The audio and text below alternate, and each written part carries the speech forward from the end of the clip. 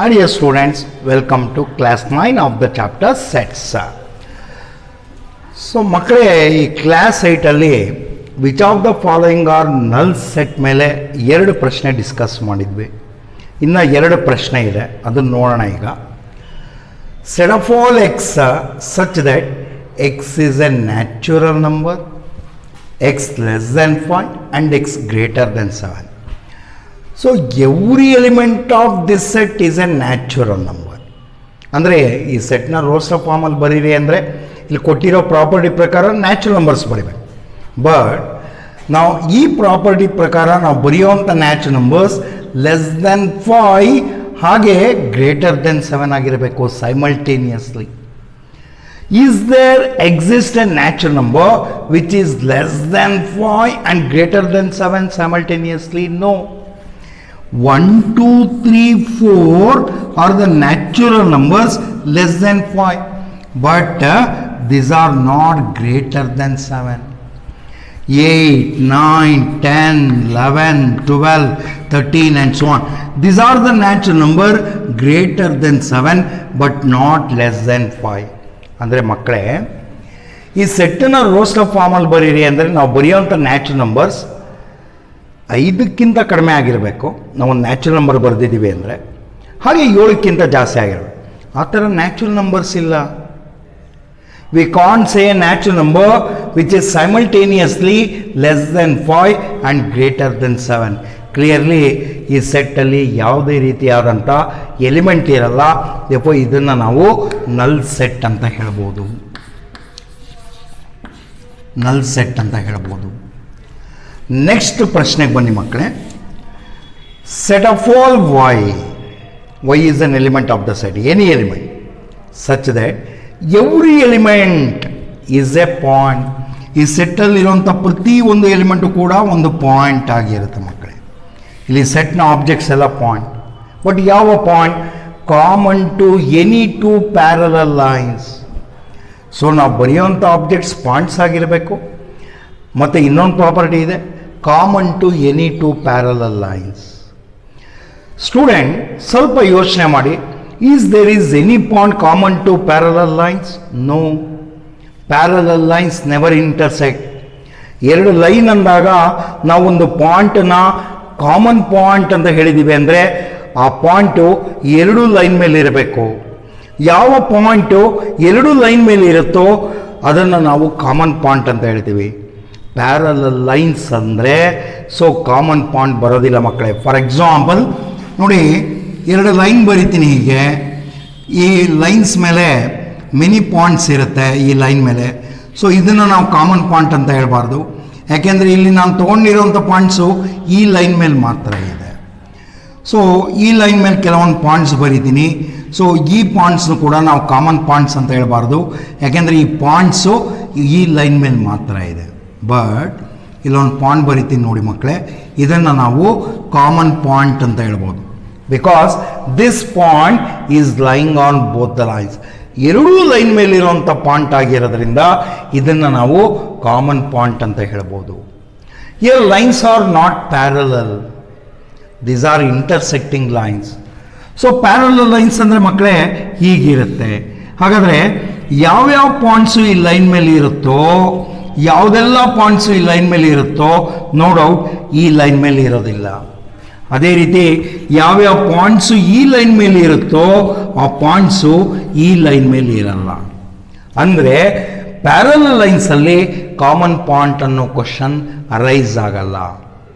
We know parallel lines never intersect means they don't have any point in common. ಹಾಗಾದರೆ ಇದನ್ನು roster ಫಾರ್ಮಲ್ಲಿ ಬರೀರಿ ಅಂದರೆ ನಾವು ಯಾವುದೇ ಆಬ್ಜೆಕ್ಟು ಎಲಿಮೆಂಟ್ ಬರೆಯೋಕ್ಕಾಗಲ್ಲ. Therefore this is also a null set. Null set ಮಕ್ಕಳೇ, ಈ 4 ಪ್ರಶ್ನೆ ಈ ಟೈಪಲ್ಲಿ ಬರುತ್ತೆ. ಇದರಿಂದ ನೀವೇನು ಅರ್ಥ ಮಾಡ್ಕೊಳ್ಬೇಕು ಅಂದರೆ, ಒಂದು ಸೆಟ್ ಬಿಲ್ಡರ್ ಫಾರ್ಮಲ್ಲಿ ಇದ್ದಾಗ ಸೊ ಆ ಸೆಟ್ ನಲ್ ಸೆಟ್ ಆದರೂ ಆಗಿರ್ಬೋದು, ನಾಟ್ ಎ ನಲ್ ಸೆಟ್ ಆದರೂ ಆಗಿರ್ಬೋದು, ಆ ಪ್ರಾಪರ್ಟಿ ನೋಡಿಕೊಂಡು ನಾವು ಡಿಸೈಡ್ ಮಾಡಬೇಕಾಗತ್ತೆ. ಈಗ ಈ ಎಕ್ಸಸೈಸ್ನ ನೆಕ್ಸ್ಟ್ ಟೈಪ್ ಆಫ್ ಕ್ವಶನ್ಸ್ಗೆ ಹೋಗೋಣ. Which of the following sets R finite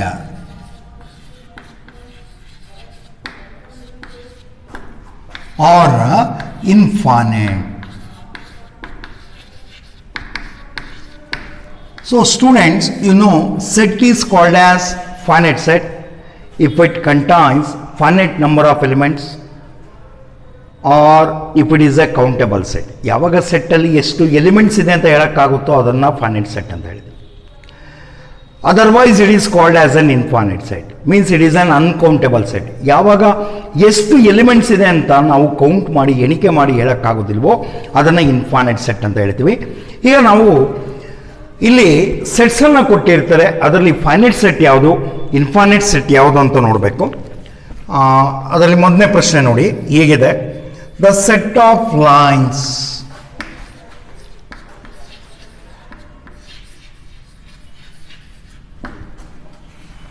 which are parallel to the x-axis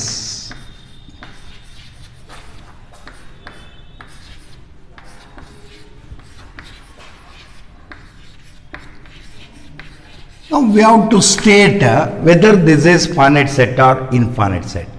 ಮಕ್ಕಳು ಈ ಸೆಟ್ಟಲ್ಲಿ ಕೊಟ್ಟಿರೋಂಥ ಸೆಟ್ಟಲ್ಲಿ ಇರೋಂಥ ಎಲಿಮೆಂಟ್ಸ್ ಏನು ಅಂದರೆ lines, and those lines are parallel to x axis. Clearly this is an infinite set. You know this is called as x axis, this is the origin, y dash is called as y axis. We can draw how many lines parallel to x axis means infinitely many. See, this is the line parallel to x-axis.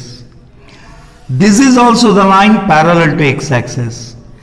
This is the line parallel to x-axis.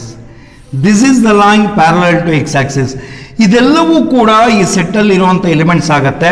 ಹಾಗಾದರೆ ಈ ರೀತಿಯಾದಂಥ ಲೈನನ್ನು parallel to x axis ಎಷ್ಟು ಬರಿಬೋದು ಅಂದರೆ infinitely many. ನಾನು x axis ಮತ್ತು y ಆಕ್ಸಿಸ್ನ ಎಷ್ಟು ದೊಡ್ಡದು ಮಾಡ್ಕೊಳ್ತೀನೋ ಅದ್ರ ಮೇಲೆ number of lines parallel to x axis depend ಆಗಿರುತ್ತೆ.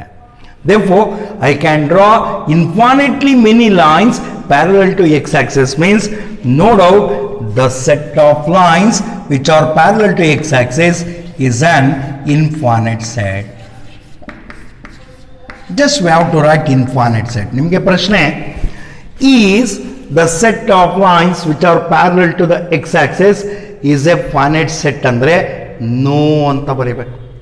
Is this is an infinite set ಅಂದರೆ ಎಸ್ ಅಂತ ಬರೀಬೇಕು. ಆ ರೀತಿ ನಿಮಗೆ ಪ್ರಶ್ನೆ ಕೇಳ್ತಾರೆ. ಈಗ ಮುಂದೊಂದು ಪ್ರಶ್ನೆ ನೋಡೋಣ ಮಕ್ಕಳೇ. The set of letters, the set of letters in the English alphabets ಅಂತ ಇದೆ. The set of letters in the English alphabets. Now student, we have to state whether this is finite set or infinite set. ಇದು finite set or infinite set ಅಂತ ಹೇಳಬೇಕು. ಈ set ಅಲ್ಲಿ ಇರುವಂತ elements ಏನು ಅಂದ್ರೆ letters in the English alphabet ಅಂದ್ರೆ any letter in the English alphabet. You know there are 26 letters. No doubt this is countable set because there are 26 elements in this set. This set in roster form A, B, C up to X, Y, Z. ಈ ಸೆಟ್ನ ಕೊನೆ element ಹೇಳ್ಬೋದು. ಸೆಟ್ನ ಕೊನೆ element ಯಾವಾಗ ಹೇಳಕ್ಕಾಗುತ್ತೋ ಅದು finite set ಅಥವಾ countable set. ಇದು there are 26 letters in English alphabet means there are 26 elements in this set. Since this is a countable set, we can say this as a finite set. Why this is finite set? Because there are 26 elements in the set of letters in the English alphabet. Next question ನೋಡೋಣ. The set of numbers, the set of numbers which are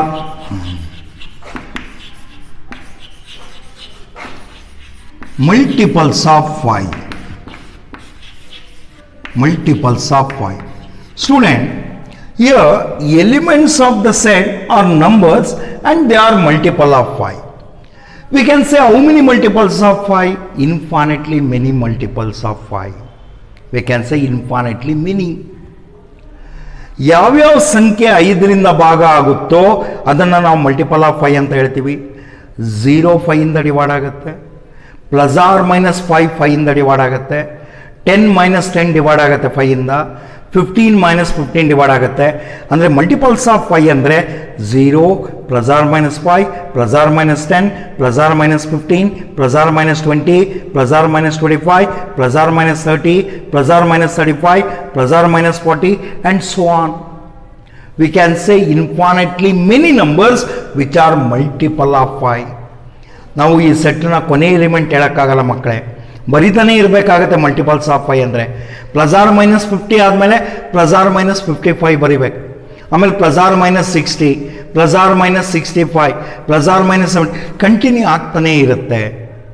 plus or minus 1000 ಬರೆದಿರ್ತೀರಾ, ಅದ್ರ ಮುಂದೆ plus or minus 1005 ಇರುತ್ತೆ. ಯಾಕೆಂದರೆ 1005 minus 1005 ಎರಡೂ ಕೂಡ 5ಇಂದ divide ಆಗುತ್ತೆ. 1005 ಆದಮೇಲೆ end ಆಗಲ್ಲ, 1010 ಬರಿಬೇಕಾಗತ್ತೆ. ಯಾವ್ಯಾವ ನಂಬರ್ಸ್ 5ಇಂದ ಡಿವೈಡ್ ಆಗುತ್ತೋ ಅದನ್ನೆಲ್ಲ ಲೀಸ್ಟ್ ಮಾಡಬೇಕು. So we can say many numbers which are divisible by 5, which are multiple of 5. Therefore, this is uncountable set. ಎಷ್ಟು ಎಲಿಮೆಂಟ್ಸ್ ಇದೆ ಅಂತ ಹೇಳಕ್ಕಾಗಲ್ಲ. This is an infinite set. This is an infinite set. ಈಗ ಮಕ್ಕಳೇ next ಪ್ರಶ್ನೆ ನೋಡೋಣ.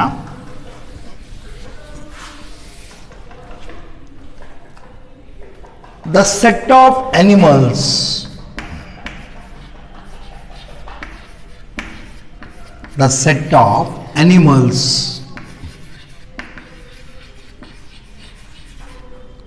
living on the earth.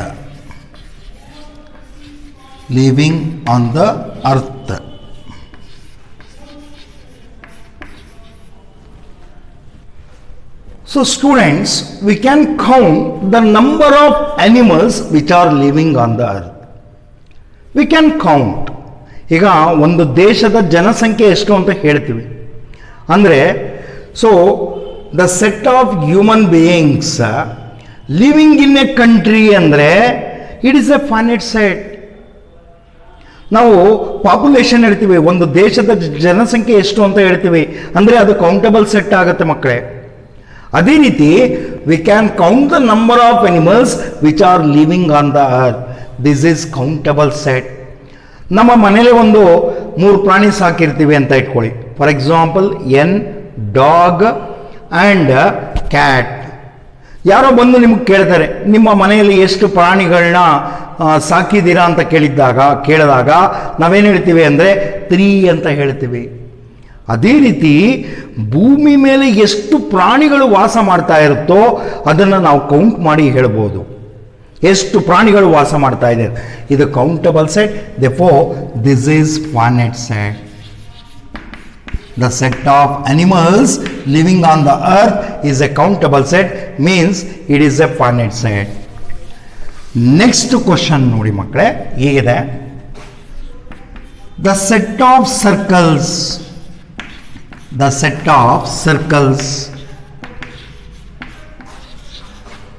passing through the origin.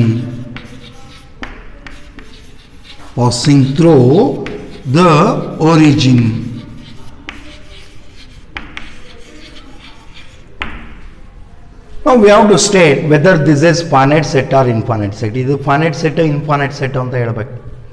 ಇಲ್ಲಿ ಪ್ರಶ್ನೆ ಏನು ಅಂದರೆ ಮಕ್ಕಳೇ, ಇಲ್ಲಿ ಸೆಟ್ ಏನು ಅಂದರೆ ಸೆಟ್ ಆಫ್ ಸರ್ಕಲ್ಸ್. ಪ್ರತಿಯೊಂದು ಎಲಿಮೆಂಟ್ ಕೂಡ ಸರ್ಕಲ್ ಇಲ್ಲಿ, but passing through the origin.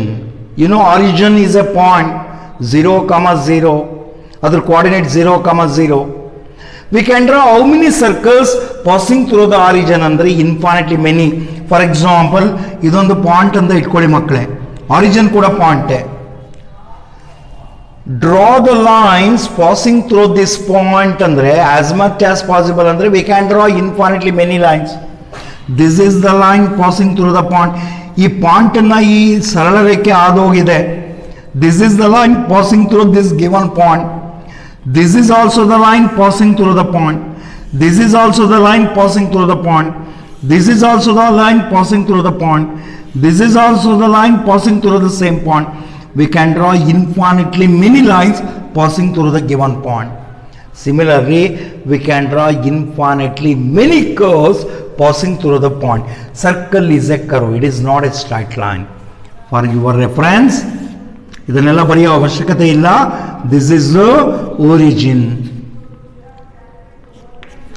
So circle passing through the origin ಅಂದರೆ ನಾವು ಬರೆಯುವಂಥ ಸರ್ಕಲ್ ಈ ಪಾಯಿಂಟ್ನ ಪಾಸ್ ಮಾಡಿರಬೇಕು ಮಕ್ಕಳೇ.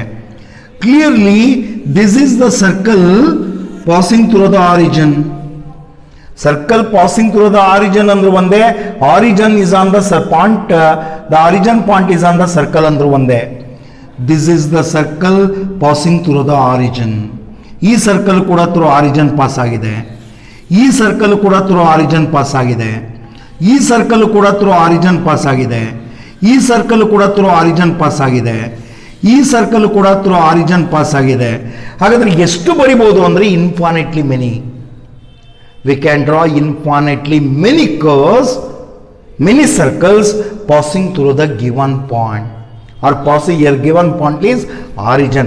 Therefore, this is uncountable set. ಈ ಸೆಟ್ ಅಲ್ಲಿ ಇರುವಂತ ಪ್ರತಿಯೊಂದು ಎಲಿಮೆಂಟ್ ಸರ್ಕಲ್ ಆಗಿರುತ್ತೆ ಅಂಡ್ ಥ್ರೂ ಆರಿಜಿನ್ ಪಾಸ್ ಆಗಿರುತ್ತೆ. ಇಲ್ಲಿ ಲೀಸ್ಟ್ ಮಾಡೋಕ್ಕಾಗಲ್ಲ. We can draw infinitely many circles passing through the origin. ಅಂದರೆ ಇದು uncountable set ಆಗುತ್ತೆ. Means this is an infinite set. Infinite set. Next ಪ್ರಶ್ನೆ ನೋಡೋಣ ಮಕ್ಕಳೇ. ಹೀಗಿದೆ, the set of months of a year. The set of months of a year. So student, you know, there are 12 months in a year. Elements of the set or months of a year means there are 12 months. Clearly this set consists of 12 elements in it. This is countable set. Therefore, this set is finite set. Why this is finite set? Because number of elements in the given set is 12. So ಈ ಸೆಟ್ನ ರೋಸ್ ಆಫ್ ಫಾರ್ಮಲ್ಲಿ express ಮಾಡಿ ಅಂದರೆ ನೀವು ಜನವರಿ, ಫೆಬ್ರವರಿ, ಮಾರ್ಚ್, ಏಪ್ರಿಲ್, ಮೇ, ಜೂನ್, ಜುಲೈ, ಆಗಸ್ಟ್, ಸೆಪ್ಟೆಂಬರ್, ಅಕ್ಟೋಬರ್, ನವೆಂಬರ್, ಡಿಸೆಂಬರ್ ಅಷ್ಟು ಬರಿಬೇಕಾಗತ್ತೆ. ಕಾಮೆಯಿಂದ ಸಪ್ರೇಟ್ ಮಾಡಬೇಕು, ಕರ್ಲಿ ಬ್ರ್ಯಾಕೆಟಲ್ಲಿ ಬರಿಬೇಕಾಗತ್ತೆ. ಅಂದರೆ ಕೊನೆಯ ಎಲಿಮೆಂಟ್ನ ನಾವು ಬರೆದಿದ್ದೀವಿ ಅಂತ ಆಯಿತು. ಅಂದರೆ 12 ಎಲಿಮೆಂಟ್ಸ್ ಇರುತ್ತೆ ಇದರಲ್ಲಿ. ದೇಫೋ ಇದನ್ನು ನಾವು ಫೈನೈಟ್ ಸೆಟ್ ಅಂತ ಹೇಳ್ಬೋದು. ಈಗ ಇದರಲ್ಲೇ ನೆಕ್ಸ್ಟ್ ಪ್ರಶ್ನೆ ನೋಡೋಣ ಮಕ್ಕಳೇ. ಸೊ ನೆಕ್ಸ್ಟ್ ಪ್ರಶ್ನೆ ಹೀಗಿದೆ, the set of positive integers. The set of positive integers.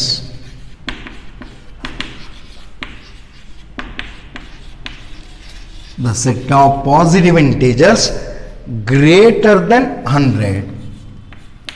Greater than 100. Clearly, ಮಕ್ಕಳು ಈ ಸೆಟ್ಟಲ್ಲಿ ಇರುವಂಥ elements positive integers greater than 100. So positive integer greater than 100 ಅಂದರೆ ನೀವು ಎಷ್ಟು ಬೇಕು ಅಂದ್ರೆ ಹೇಳ್ಬೋದು. 101, 102, 103, 104, 105 ಆ್ಯಂಡ್ ಸೊ ಆನ್ ಕಂಟಿನ್ಯೂ ಆಗ್ತಾ ಇರುತ್ತೆ. So process of saying positive integer greater than 100 doesn't comes to an end. ನಾವು ಹೇಳ್ತಾನೆ ಹೋಗ್ತಾ ಇರಬೇಕಾದ್ರೆ therefore this set contains infinitely many elements in it. Therefore this is an infinite set. Why this is infinite set? There exists infinitely many positive integers greater than 100. Next ಪ್ರಶ್ನೆಗೆ ಹೋಗೋಣ ಮಕ್ಕಳೇ. The set of prime numbers. The set of prime numbers less than 99. So students, no doubt this set is finite set because we can say number of prime numbers which are less than 99. So prime numbers less than 99 andre, so rows of form ಅಲ್ಲಿ ಬರೀರಿ ಅಂದ್ರೆ 2, 3, 5 ಹೀಗೆ ಬರೆದು the last prime number which is less than 99, the prime number which is less than 99 with just preceding to 99 is 98 is not a prime number. but 97 is a prime number. 97 is a prime number. So clearly ಈ ಸೆಟ್ನ rose ಫಾರ್ಮಲ್ಲಿ ಬರೀರಿ ಅಂದರೆ ಈಗ ಬರಿಬೋದು. ಈ ಸೆಟ್ನ ಕೊನೆ ಎಲಿಮೆಂಟ್ನ state ಮಾಡಿದ್ದೀನಿ ಮಕ್ಕಳೇ, ಅಂದರೆ ಅದು ಕೌಂಟಬಲ್ ಸೆಟ್. ಅಲ್ಲಿ ಪ್ರತಿಯೊಂದು ಪ್ರೈಮ್ ನಂಬರ್ ಲೆಸ್ ದೆನ್ 99ನ ನಾವು ಬರೆದು ಒಟ್ಟು ಎಷ್ಟು ಎಲಿಮೆಂಟ್ಸ್ ಇದೆ ಅಂತ ಹೇಳೋಕ್ಕಾಗತ್ತೆ. ದೇಫೋ ಇದು ಫೈನೈಟ್ ಸೆಟ್ ಆಗುತ್ತೆ, ಇದು ಫೈನೈಟ್ ಸೆಟ್ ಆಗುತ್ತೆ. ನೆಕ್ಸ್ಟ್ ಈ ಟೈಪನ ಇನ್ನು 2 ಪ್ರಶ್ನೆ ಇದೆ. ಸೊ ನೆಕ್ಸ್ಟ್ ಕ್ವಶನ್ ನೋಡಿ ಮಕ್ಕಳೇ, ಇಲ್ಲಿ ಹೇಗಿದೆ ಪ್ರಶ್ನೆ. 9th one 1, 2, 3 ನೀವೇ ಹೇಳ್ಬೋದು ಮಕ್ಕಳೇ ಇದು ಕ್ಲಿಯರ್ಲಿ. ಸೊ ಮೊದಲ 3 ಎಲಿಮೆಂಟ್ ಆದಮೇಲೆ ಡಾಟ್ಸ್ ಇದೆ ಮಕ್ಕಳೇ, ಕೊನೆ ಎಲಿಮೆಂಟ್ ಸ್ಟೇಟ್ ಮಾಡಿಲ್ಲ, ಇದು ಕಂಟಿನ್ಯೂ ಆಗ್ತಾ ಇರುತ್ತೆ. This is set of natural numbers 4, 5, 6, 7, 8, 9 and so on. Clearly this is uncountable set, therefore this is an infinite set. This is an infinite set. ಈಗ ಈ ಟೈಪ್ನ ಕೊನೆಯ ಪ್ರಶ್ನೆ ನೋಡೋಣ ಮಕ್ಕಳೇ, ದಟ್ ಈಸ್ 10th one. ಹೇಗಿದೆ ನೋಡಿ. 1, 2, 3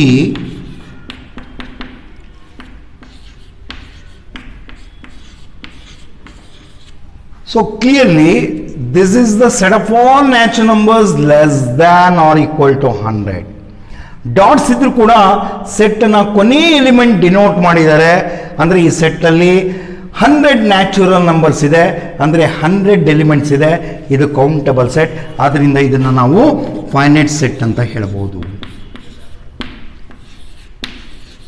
thank you students for watching the session.